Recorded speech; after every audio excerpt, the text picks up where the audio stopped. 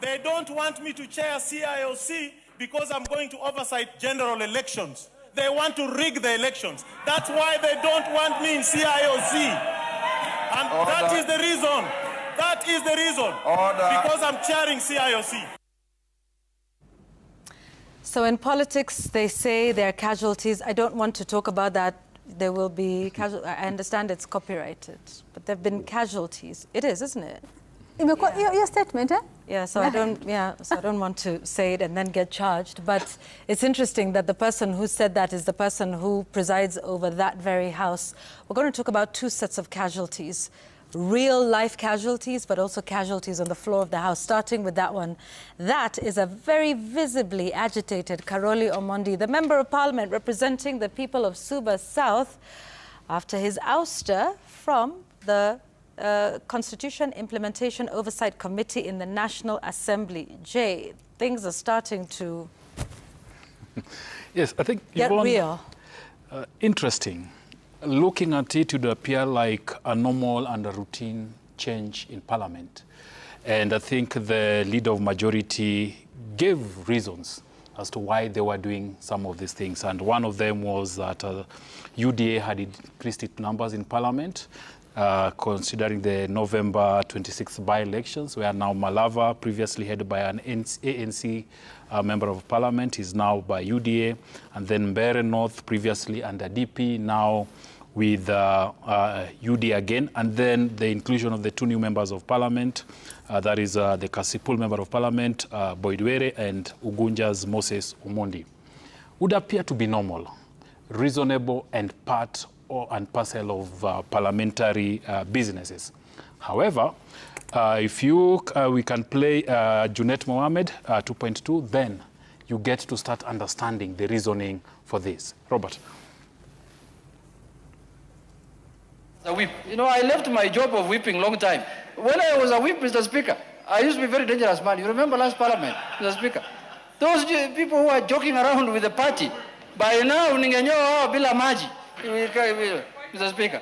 Honorable Karoli Omondi, last week, Honorable Speaker, and I did state it here on Thursday, went on national TV to threaten this House that we want to remove him from a committee. I don't know for what position. I am not involved in ODM affairs myself, Honorable Speaker.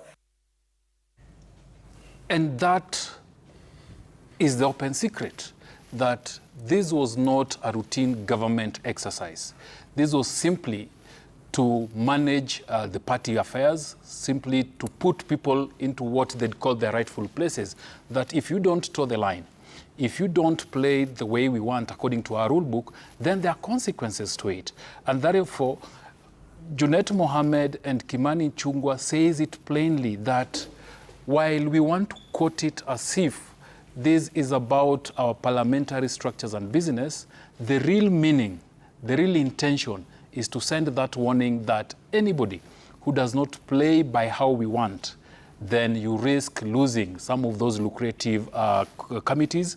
And because even if you look at some of the changes, the people who are removed from the lucrative committees, others who are brought in, it tells you that it's realignment depending on which faction of either ODM party that you sing to or UDA, which side that you belong to. And I think the last statement that I want to put here, Yvonne, is what Junet Mohamed again said, signaling that this is just the beginning, that they would be doing more of these changes in the coming days. A warning, Mr. Speaker, as the leader of minority on my side, anyone who will not adhere to the party line, Mr. Speaker, you will end up relinquishing your committee seat to a lesser one, Mr. Speaker, so that you get to know that it is the party that rewards people to sit in committees. And you know, it's interesting that you talk about those who are not playing ball, but those who are playing ball were moved into now those lucrative committees. From one of the ones who was removed was Kitutu Chache South Member of Parliament, Anthony Kibagendi. Remember, he's the one who was on Sam's show, I think the week before, and accused parliamentary leadership of a few things here and there, akafukuzwa. So he was removed from the powerful Public Investments Committee on Governance and Education, and he was replaced by the new Member of Parliament for Kasipul, Boyd Were. And then some allies of the former Deputy President Rigathi Gachagua also affected in the changes. Jane Kihara was moved to the Committee on Member Services and Facilities. Someone said the committee of Vyakula. I don't know how true that is. And then there are those MPs now who are backing UDA, wamerudishwa, like Githunguri Member of Parliament, Gathoni Wamuchomba, was very critical of the government and has gone back to Sifu Serikali. She's been moved back to the Constitution Implementation Committee, CIOC, from the Committee on Members, Services and Facilities. Marakwet Member of Parliament, Timothy Kipchumba, has also been moved to the Justice Legal Affairs Committee. George Koimburi, who was also a supporter of Gachagua, has ditched him and has also been handed 2 equally powerful dockets. So they were saying there are more changes expected in the Senate. You know, in the soundbite we heard there, Junet Mohammed was saying that Karoli Omondi went on television and said a few things. I keep remembering that in the affidavit that ODM did again about Sifuna, about removing him as ODM Secretary General, they mentioned him going on television, specifically on your show, Yvonne, they explain and saying a few things, nikamletea shida. So basically, Yvonne, you either play ball ama uende. And what's interesting is what we talked about, intra-opposition conflict. Wale ambao wanahamishwa ni wanasiasa waliopaswa kuwa katika upinzani, lakini kwa sababu unapinga serikali ndo unahamishwa sasa. It just boggles my mind how things are. This is how parliament and parties work, isn't it? Yes. I mean, if you don't toe the party line, and you know, for whatever the reason, Jeanette Mohammed has a point. It is the party that appoints the members to these committees, and the party can withdraw those names at any time it sees fit. And let me just add something there, Yvonne, to the point that you are making. These are not positions of merit. No. Yep. So I saw Karoli saying they want to rig. They want to rig elections. So because he's an expert, they got rid of him. Now they can. It's absolute not accurate. Because we've inherited a system. You see, in Kenya we started off as a British parliamentary Westminster system, which is pure parliamentary system, in which the tradition is built around the whipping system. And whip system is just about making sure there is order in parliament and there is order in the way the party or parties conduct their affairs within the houses of parliament. And so a party whip is someone very, very powerful because they can instruct an elected member of parliament not just to attend a session, but also on how they vote. If I remember correctly, there are 3 forms of whip, of the whip system. There's a one-line whip, which is you tell a member of parliament that they must attend a session. Then there's a 2-line whip, which is attend and a vote is important. And then there's a 3-line whip. 3-line now tells you as a member of parliament, your whip will tell you that you will attend the session, you will, a vote will be taken, and you will vote a particular way. So you actually get an instruction on how to vote. That's how the whip system works. And it ensures stability, not just in government, but also in the legislative processes, because you imagine if the chaos, and we see quite a lot of it here in Kenya, the chaos of rallies then going into houses of parliament. So these are the small things that are then used to reward the best. And one of the things that is rewarded in these positions is loyalty and reliability, and Jamila inability to question too much. If you are whip once, 3-line, attend, vote and vote a particular way. Right. Then you stand a better chance than Karoli Omondi to take that position. Yeah, even the very term whip. Yep. It's right there in the word. Yeah, it's right there in the word. But I want us to move to, so those were casualties that were happening on the floor of the House. But to a more serious matter about casualties that were happening out on the campaign trail. So far from these rallies, 2. 1 person in Kitengela and 1 in Kakamega over the weekend. This, ladies and gentlemen, is the sad reality of Kenya's politics today. Because while people argue and fight, I want you to listen to families that lose loved ones over politics. Bwanangu akufe, haijakuwa rahisi juu yeye ndiye alikuwa tegemeo na kwa saa hii iko hivyo. Kwa hii pengo ya Vincent bado itakuwa tumebaki na hiyo machungu ya serikali kuwaua tu na kesi fuatiliwi. Ishatendeka, tumekubali, but what we just want is justice for our son. Justice for our son. Kuzio pengo yenye ameacha hakuna mtu mwenye anaweza ijaza. Families that have lost loved ones. The reaction from politicians was swift. Wale ambao wanamiliki tear gas sio wananchi wa kawaida, ni askari polisi. Kwa hivyo tear gas mahala popote inatolewa, hiyo ijue ni tear gas ya William Ruto na Murkomen, na we shall hold them accountable. Tunataka vijana mkuwe tayari. Sisi tumesema huyu Kipchumba Murkomen amezoea kutuma askari na tear gas, wanashtua wananchi. Hiyo tear gas ikija msiogope, si ndio? Tukiendelea hivi, we are headed the wrong direction. Na hiyo wrong direction wakubwa wa serikali mtaiona nyinyi wenyewe karibuni. When you see the anger and the resistance and the pain that we saw yesterday, if I was in the security sector today, I would be very worried. Wananchi wamefika mahali, they are determined to face the tear gas, face the bullet and make a point. Tujikomboe kutoka mauaji ya kiholela. Tujikomboe kutoka kubomolewa. Ruto kuingia na bottom up, akatoa linda mama, akaleta sho. Imeharibu maisha yenu, hajaribu jamani. And members of the clergy also weighing in on what is happening in the country at the moment. Ni nafasi yao kujitokeza wazi kwa Wakenya kusema kile kinafanyika sasa si halali ama haikubaliki, na basi waanze kuona ni nini inafanyika. IBC ndio inaweza pamoja na EACC kusema mikutano hizi ikiwa na furugu, basi wanaweza kudisqualify mtu kwa kuleta furugu. Things that we say cycle in, cycle out, that at some point when there is violence and it's associated with, who are these people and should they be disqualified? But all of this rests on the Ministry of Interior and the police service to keep the people safe regardless of where they are in this country. And the Cabinet Secretary for Interior, Kipchumba Murkomen, this was his response.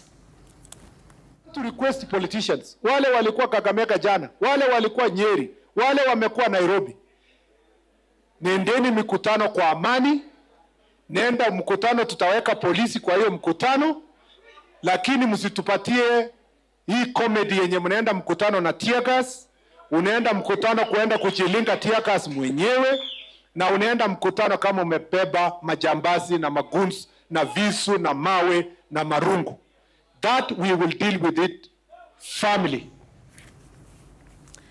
And then he also talked about the responsibility of the Inspector General of the Police Service. He has a responsibility to ensure yule mtu alikuwa anatupa tear gas jana ndio blame police officers. He must be searched and arrested for that kind of acts of trying to seek for sympathy and to incite the people of Kenya.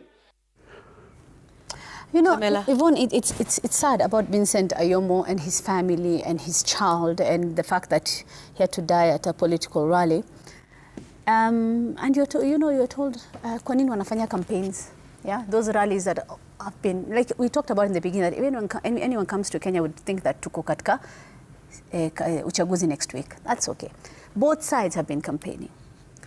But the meetings that are being disrupted are the ones that have those who are opposing government.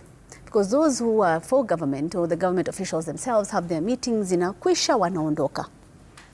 But these other ones are vurugwad by tear gas and all that, and loss of life. And I was just listening to what the CS was saying, and I'd like to quote 3 sentences from Bonyo's bond last week.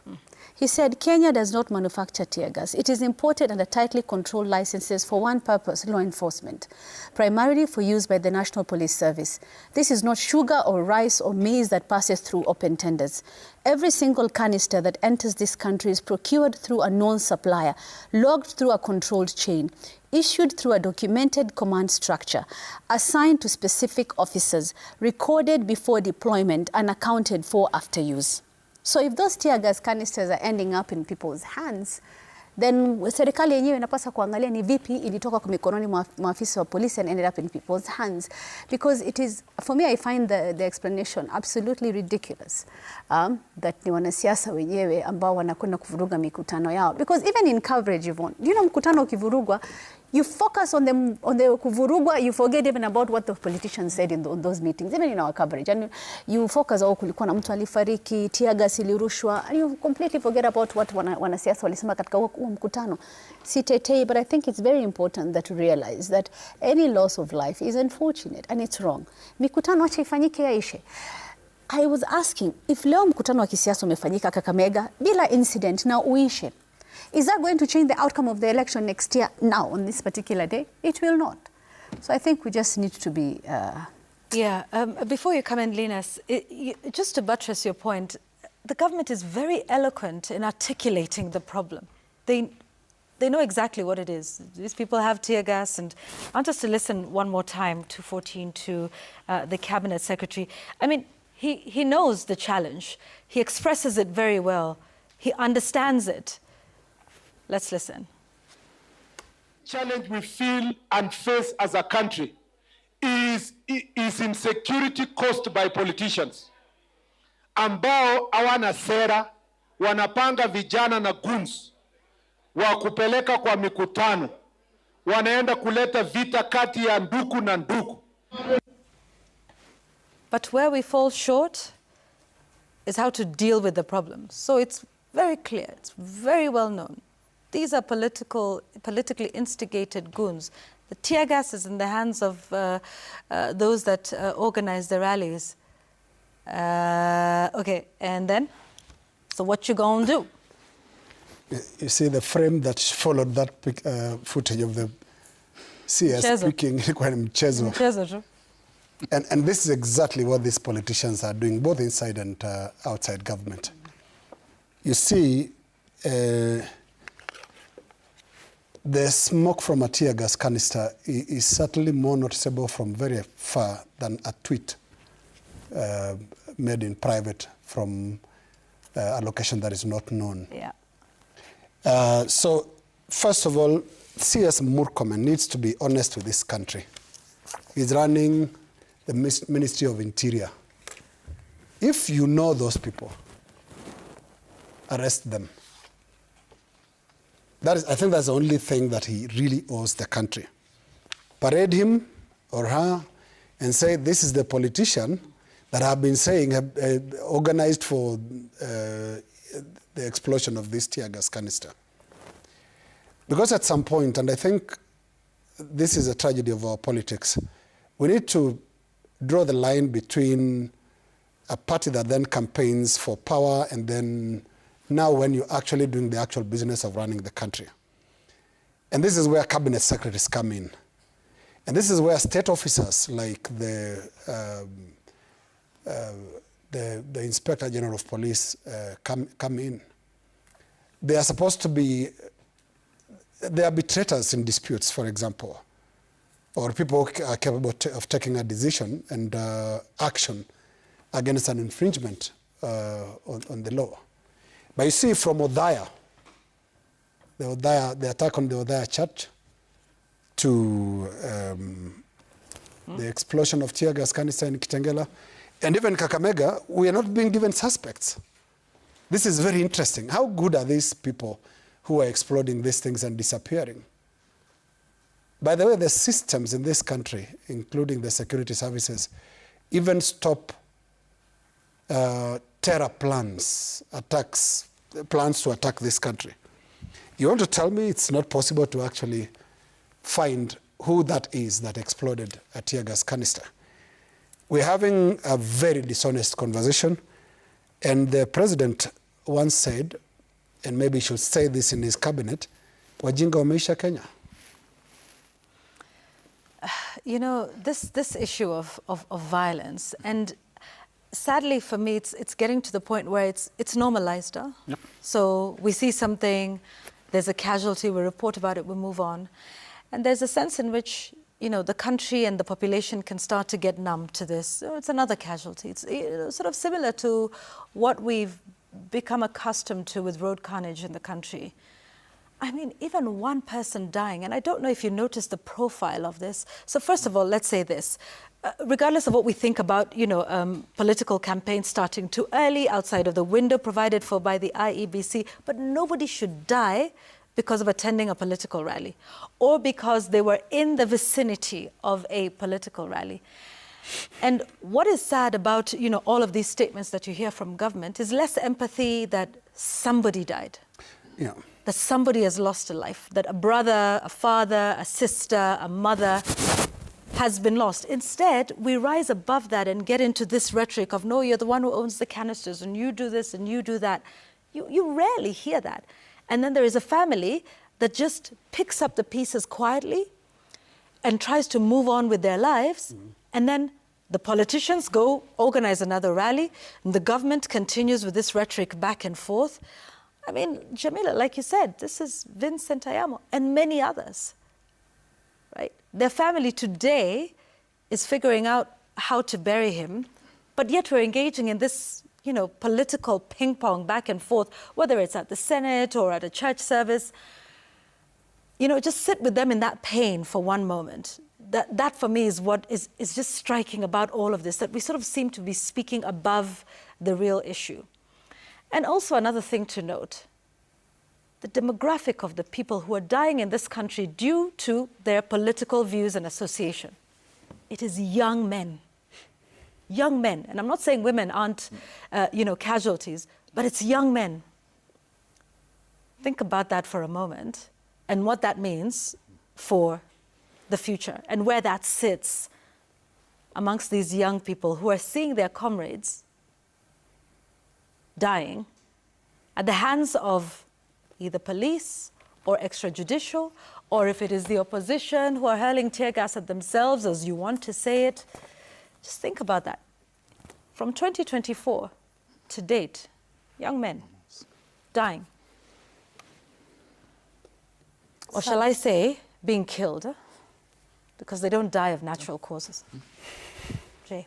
And this is a trajectory until August, until next year. Hopefully not. Hopefully not. Yeah. Hopefully not. And maybe that's the thing to remember. That's the bottom line. Yeah, it should end. Yeah. Tumalize? Fine, I think I'll start today. Sama yuko. Abuse of power. Wow. Okay. Democracy in practice. Carry on. African style. Grab.